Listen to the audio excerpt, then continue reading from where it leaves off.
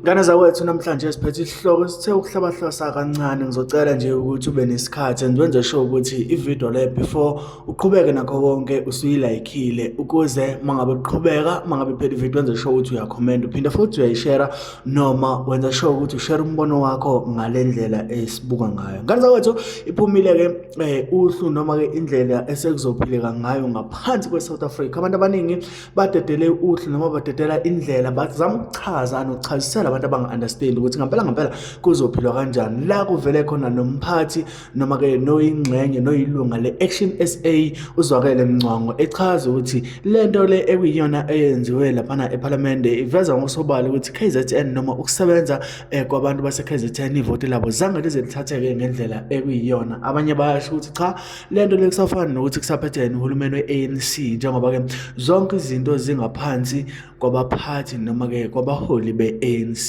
njengezinto eziningi kakhulu ekuyizona engaphansi kwalezinto. So ngale wethu ngiyafisa nje ukuthi uhlale nami ngihlale nawe sihlaziye nabantu abayihlaziyayo le ndaba usho ukuthi ngempela wena uyibona ngale ndlela bayibona ngayo noma uyibona ngendlela ehlukile kunale engizokufakela yona njengamanje. Engifisa ukudlulisa ukuthi ke ngizofaka abantu abahlukahlukene kodwa bakhuluma into eyodwa bese ngizwa uvo lakho mayelana nalolu daba njengoba wazi ukuthi abantu abaningi bedinwa kakhulu iqembu i-ANC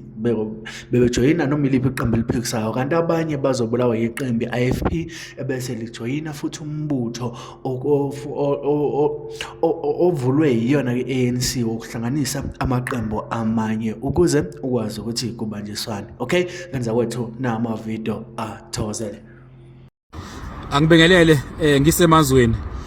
ngiphinde ngibongele umphemba oNdunankulu KwaZulu-Natal ngiphinde ngibongele yonke icabinet yakhe ayikhethile enguna kakhulu ke nje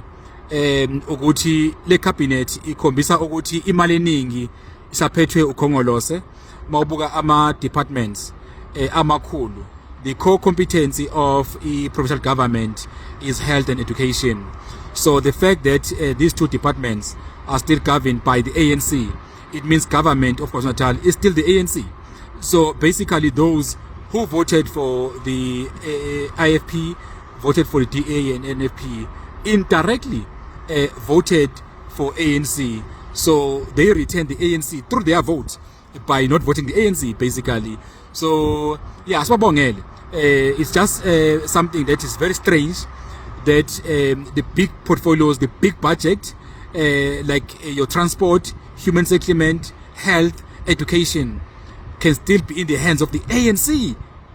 So it means this government is actually an ANC government, not the IFP government, not DA government, not NFP government. It's an ANC government. But yeah, I think asibabongeleke kwa ANC ukuthi banikwa amandla bese bekhishiwe kuona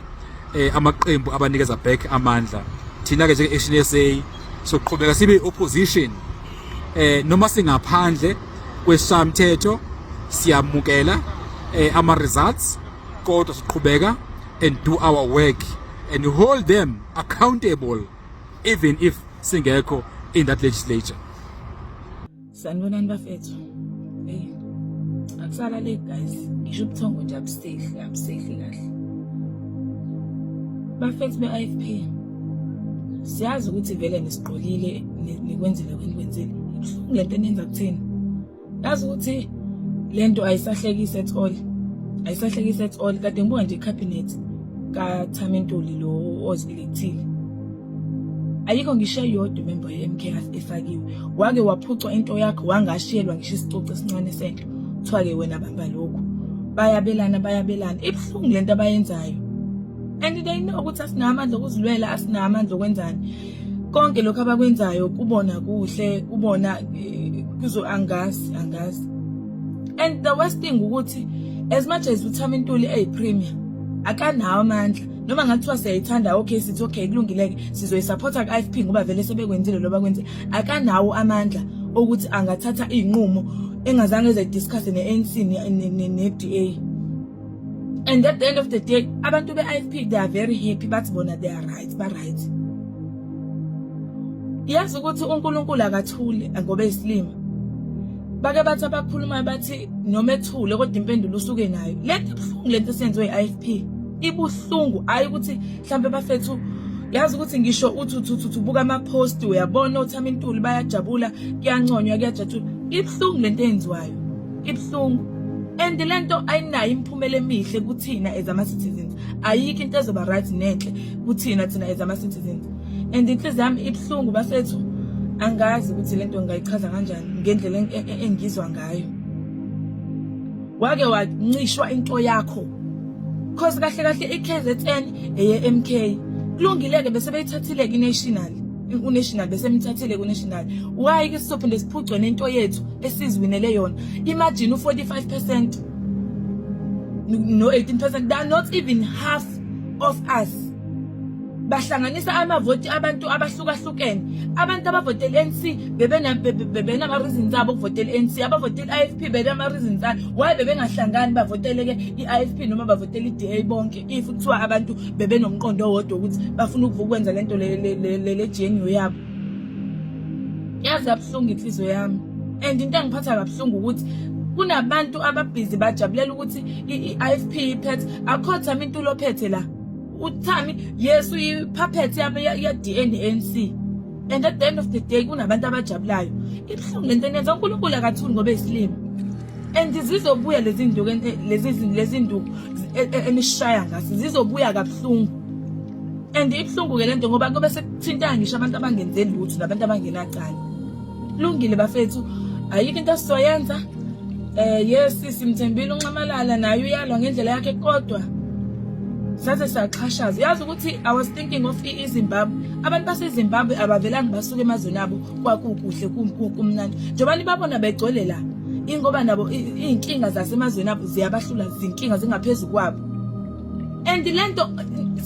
bathi abantu bazoba right bazobe besebenza bebe right betshontsha lapha bedla imali and I was even seeing ilokhu njani iDA inikezwa amandla ukuthi izosiphatha kuma finance na kuma public works can you imagine yonke lonto leyo why iDA igijima izothatha lezi ikhundla lezi kuyizona eziphethe iprovince kahle iprovince iphethe lezi zinto zowu2 iphukuphuku zo IFP zizothatha o education o health yonke lonto engenamsebenzi walutho because even if bangaba ama ministers lapho abakwazi ukuthatha izinqumo bengazange badlule kuyona iDA neANC ayikho lento bafethu ayikho into eshintshile yabona nje umuntu ovotela iIFP ibuhlungu inhliziyo yami ngoba laba bantu abayiboni at all into wrong kunalokho babhizi bagijimisana nathi as if thina abantu abalandeli beMK asiphilile emakhaya ibuhlungu lento ngoba izobuya kabuhlungu izobuya ngathi sonke kulungile bafethu thatheni province kulungile thatheni but uNkulunkulu akathuli uyabuka